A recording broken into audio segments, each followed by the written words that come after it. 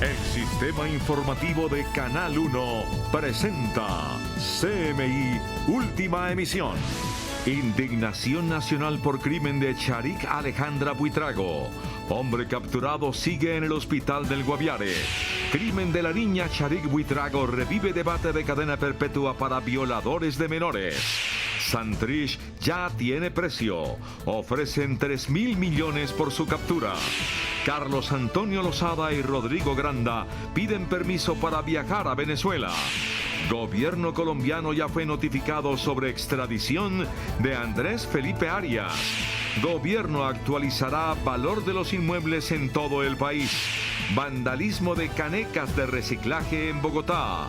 Las quitan y las venden por chatarra. Se termina permiso de la policía para ingresar a casas que hagan ruido excesivo.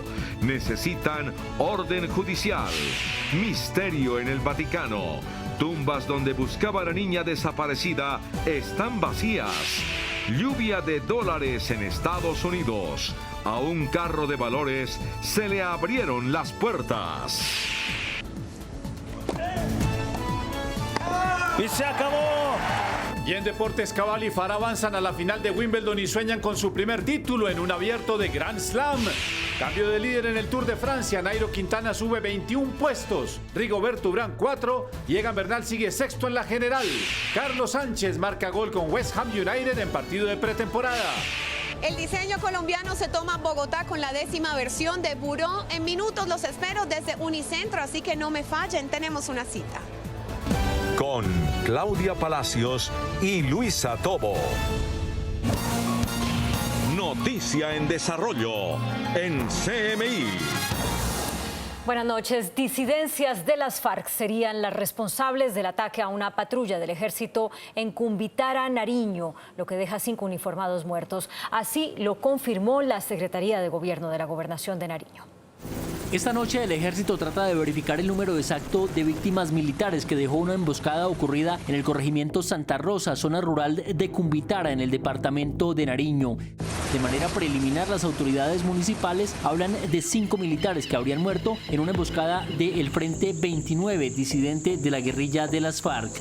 Se presentó, al parecer, una emboscada que terminó con la vida de 5 soldados y que se atribuye a las disidencias del Frente 29 de las FARC. Estaban haciendo su rutina, estaban haciendo sus actividades de vigilancia en este municipio de la cordillera del departamento. Al parecer se desplazaban en un camión y fueron emboscados. La patrulla emboscada en Nariño pertenece a la Brigada 23 del Ejército en esa región del suroccidente del país. Hay indignación nacional por el crimen de Charik Alejandra Buitrago. La comunidad de El Retorno Guaviare salió vestida de blanco a condenar el asesinato de la niña de 10 años. El presunto agresor sigue en una clínica después de un intento de linchamiento. El cuerpo de la niña Charik Alejandra Buitrago, de 10 años de edad, fue hallado semidesnudo en el barrio Los Lagos, municipio del Retorno Guaviare. La menor fue presuntamente abusada sexualmente antes de ser asesinada. El padre de la menor fue el que la reconoció. Llegó un rumor a una parte que encontré unos zapatillos de ella. Yo estaba en ese momento, o sea, llegué allá donde estaba ella. O sea, yo la miré. La buscamos en toda esa casa, una casa abandonada. Y cuando llegamos, yo estaba metida entre una caneca.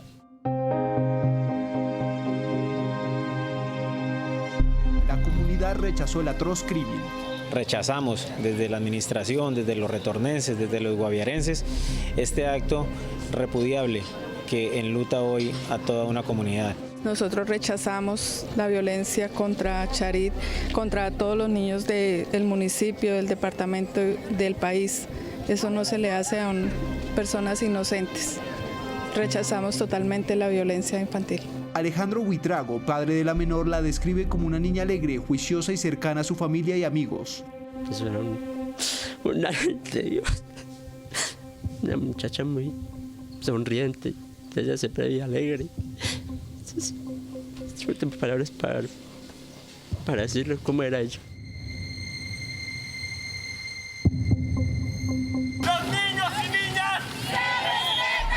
En El Retorno y la Libertad realizaron marchas y en San José del Guaviare un plantón en rechazo del reciente crimen.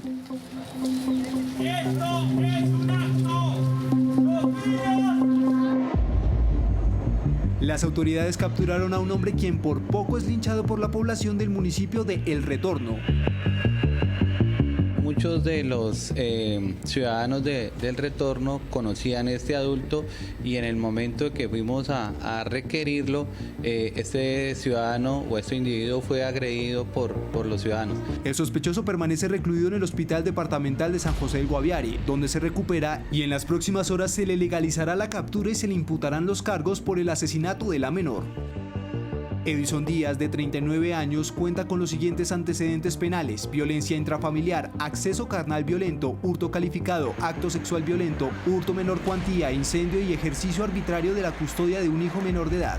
Este video, grabado con la cámara de seguridad de un establecimiento público, fue clave para la captura del sospechoso del crimen. En él se puede ver a la niña sentada con un celular en sus manos y al hombre de camisa azul cuando se le acerca y entabla una conversación con la pequeña. Esta fue la última imagen de la niña con vida. El asesinato de Sharik Buitrago revivió el debate sobre la cadena perpetua para violadores de niños y niñas. Tras este nuevo y aberrante caso en Guaviare, el presidente Iván Duque reiteró la necesidad de impulsar la cadena perpetua para violadores y asesinos de los niños.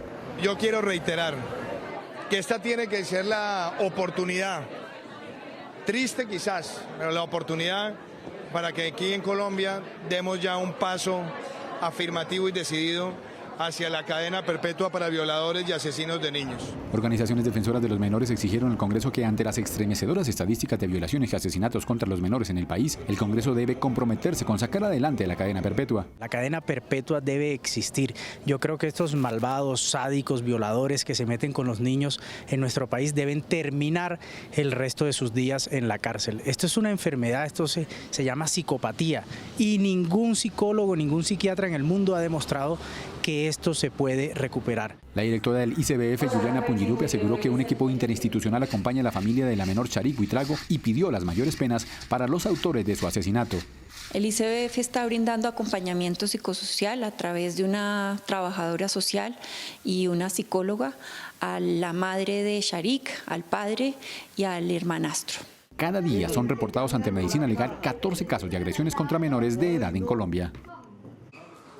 En otras noticias, el gobierno colombiano ya fue notificado por Estados Unidos sobre la decisión de extraditar al exministro Andrés Felipe Arias. Estados Unidos avaló la extradición de Andrés Felipe Arias, el exministro de Agricultura del gobierno de Álvaro Uribe Vélez. Así lo confirmó la Cancillería colombiana tras informar que la embajada en Washington recibió una nota por parte del gobierno estadounidense, en la que dio luz verde para que Arias regrese al país, donde es requerido por la Corte Suprema de Justicia para que cumpla con la pena de 17 años de prisión por su responsabilidad en el escándalo de Agroingreso Seguro. Arias está en territorio estadounidense desde junio de 2014, días antes de que la Corte Suprema dictara sentencia en su contra. Luego solicitó asilo, pero en agosto de 2016 las autoridades de los Estados Unidos lo capturaron ante el pedido de la justicia colombiana. A finales de ese mismo año le fue otorgada la libertad bajo fianza, sin embargo fue recapturado en agosto de 2018. Desde entonces utilizó todos los recursos legales para apelar la extradición. Bueno, pues esta es la historia del exministro de Agricultura Andrés Felipe Arias, uno de los discípulos más cercanos del expresidente Álvaro Uribe Vélez. Nacido en Medellín hace 46 años, economista y padre de 2 hijos, Andrés Felipe Arias, o Uribito, como se le conoció por su cercanía al expresidente Álvaro Uribe, quien lo encaminó y lo colocó como precandidato a la presidencia en 2010, vive hoy el peor drama de su vida, pues está a punto de ser extraditado a Colombia. El 3 de julio de 2014, Andrés Felipe Arias fue condenado por la Sala Penal de la Corte Suprema de Justicia a 17 años de cárcel por los delitos de celebración de contratos sin los requisitos legales y peculado por apropiación en favor de terceros. La Corte aseguró que Arias tenía conocimiento del fraccionamiento de predios de familias prestantes de la costa e incluso personas relacionadas con el narcotráfico para lograr que les entregaran más subsidios dentro del programa Agroingreso Seguro, una iniciativa del gobierno del entonces presidente Álvaro Uribe Vélez para favorecer a campesinos de bajos recursos. Fue así como a través de convenios celebrados por el Instituto Interamericano de Cooperación para la Agricultura y ICA se entregaron recursos cercanos a los 280.000 millones de pesos. La lectura de la condena fue leída en ausencia del exministro de Agricultura Andrés Felipe Arias, quien se encontraba en Estados Unidos. Luego de conocer el castigo, solicitó asilo en Estados Unidos, alegando persecución política. Sin embargo, luego de varias decisiones judiciales y tras el pedido de extradición del entonces presidente Juan Manuel Santos, Andrés Felipe Arias fue detenido en agosto de 2016. Hoy, a puertas de su extradición a Colombia, deberá enfrentar por lo menos 13 años tras las rejas, luego que se le descuenten los 3 años de prisión que estuvo en Estados Unidos, aunque según abogados penalistas tendría una salida a su favor. Es posible, por derecho a la igualdad, los jueces de tutela, analizando los tratados internacionales que han sido muy garantistas al respecto, le brinden la posibilidad de la doble conformidad. Otra alternativa es un proyecto de ley que busca que la doble instancia también se aplique en forma retroactiva. Hay un texto que nosotros presentamos y estamos socializando con la bancada. Lo que busca es una garantía.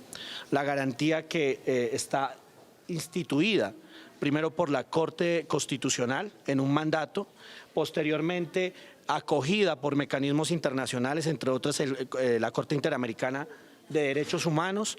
La Corte Suprema ratificó que Andrés Felipe Arias no puede ser cobijado con la doble instancia. Luego de esta decisión del Alto Tribunal, la defensa de Arias radicó una tutela ante la Corte Constitucional para que se le respete su derecho a la igualdad, acción que aún no define la Corte. En otras noticias, 3.000 millones de pesos ofrecen las autoridades para dar con la captura de Jesús Santrich. Interpol ya activó círcula roja para buscarlo en 194 países. Este es el cartel que fue publicado por el director de la policía, Óscar Ateortúa. 3.000 millones de pesos ofrecen las autoridades para quien dé información del paradero de Jesús Santrich, quien está en Venezuela. De igual forma, según el director, ya se activó la circular roja de Interpol para que el ex jefe negociador de las FARC sea buscado en 194 países y en caso de ser ubicado sea enviado inmediatamente a Colombia. Jesús Santrich debe responder por los delitos de concierto para delinquir con fines de narcotráfico y narcotráfico, pues las autoridades lo señalan de querer enviar cocaína al exterior. Varios exdirigentes de las FARC pidieron permiso a la JEP para viajar a Venezuela durante 3 días.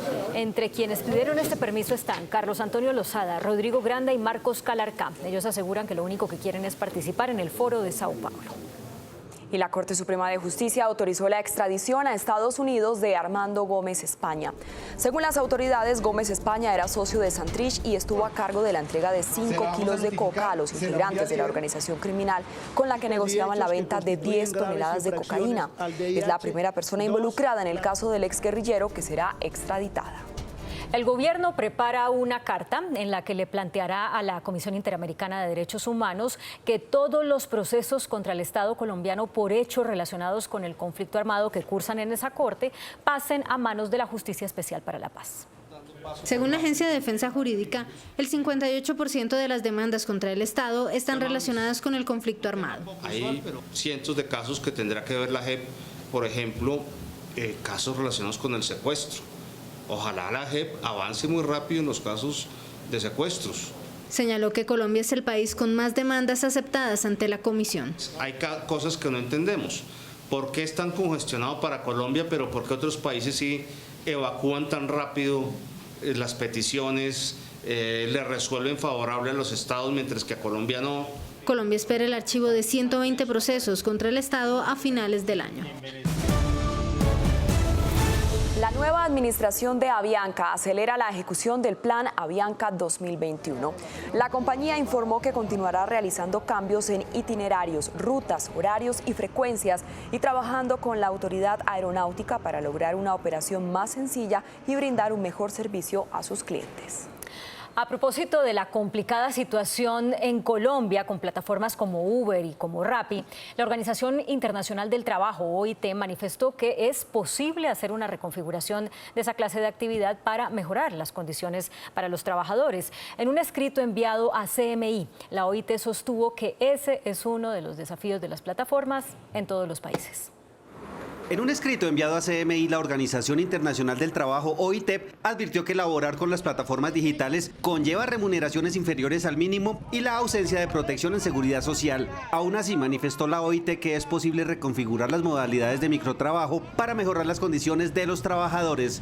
El pronunciamiento se produce tras las protestas organizadas contra Rappi y Uber, entre otras plataformas. Uno también entiende a los taxistas porque pues ellos tienen que pagar un cupo, unos seguros adicionales que uno como conductor de Uber en un carro particular no paga. Entre tanto, el gobierno, a través de los ministerios de Trabajo y Transporte, anunció que estudia un paquete de normas para reglamentar las plataformas y, sobre todo, mejorar las condiciones de quienes trabajan con ellas. Claro, que se reglamente las plataformas para, como le digo, poder trabajar de una manera más tranquila. ¿Por qué más tranquila? Por el tema de la persecución, de que uno no puede salir a trabajar con las plataformas porque está expuesto a que le quiten la licencia o le quiten el carro para los patios. El gobierno solo en el caso de Rappi tiene unos registros que hablan de 150.000 personas vinculadas y otros que aseguran que son 20.000. El gobierno contratará un crédito por $100 millones para avanzar con la actualización del catastro. La actualización del catastro multipropósito rural y urbano avanza a buen ritmo. El gobierno contratará con el Banco Internacional de Reconstrucción y Fomento un crédito por $100 millones. 66% de los predios a nivel nacional se encuentran desactualizados. El 28% ni siquiera tienen formación catastral, es decir, no existen en el ordenamiento jurídico en el país.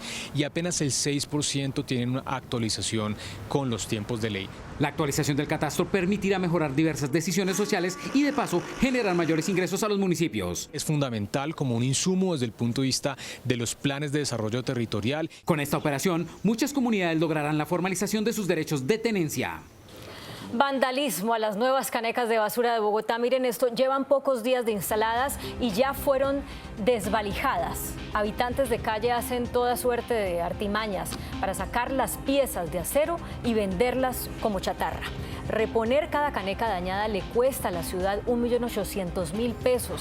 Hasta el momento se han puesto 11.000 de estas canecas. La meta es ubicar en las calles de toda Bogotá estas canecas, llegar a 80.000.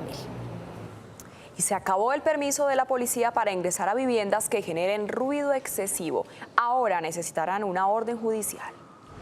El alto tribunal declaró exequible la norma del Código de Policía que permite desactivar temporalmente la fuente del ruido cuando el residente se niegue a hacerlo sin que esto implique ingresar al domicilio. Mantiene la competencia de la policía, las autoridades de policía, para desactivar las fuentes de ruido cuando quien lo genera no lo hace personalmente o directamente. Esta decisión está sometida al entendimiento de que dicha competencia no incluye el ingreso al domicilio de las personas, defendiendo justamente el derecho a la intimidad. La policía, mediante implementos de medición auditiva, puede verificar si efectivamente existe una perturbación a la convivencia o el sosiego para pedirle a la persona que modere el volumen del ruido. Si esto no ocurre, la persona podría recibir una sanción de hasta 16 salarios mínimos diarios legales vigentes. Con esta decisión, la Corte Constitucional protege los derechos a la intimidad, la inviolabilidad del domicilio y el debido proceso. Gran sorpresa se llevó el Vaticano, que dio una ardua discusión para autorizar la apertura de 2 tumbas en las que se cree que estaría el cuerpo de una niña desaparecida en la Santa Sede, pero las tumbas estaban vacías. Ahora la familia de la joven Emanuela Orlandi tendrá que seguir en la búsqueda del cuerpo de la mujer que desapareció en 1983. Llueven miles de dólares en una carretera en Atlanta, en Estados Unidos. El hecho ocurrió cuando la puerta de un camión blindado se abrió y cerca de $175.000 salieron volando. Decenas de personas se abalanzaron a la autopista para tomar el dinero. Las autoridades instaron a los conductores a devolver los billetes a cambio de no recibir sanciones.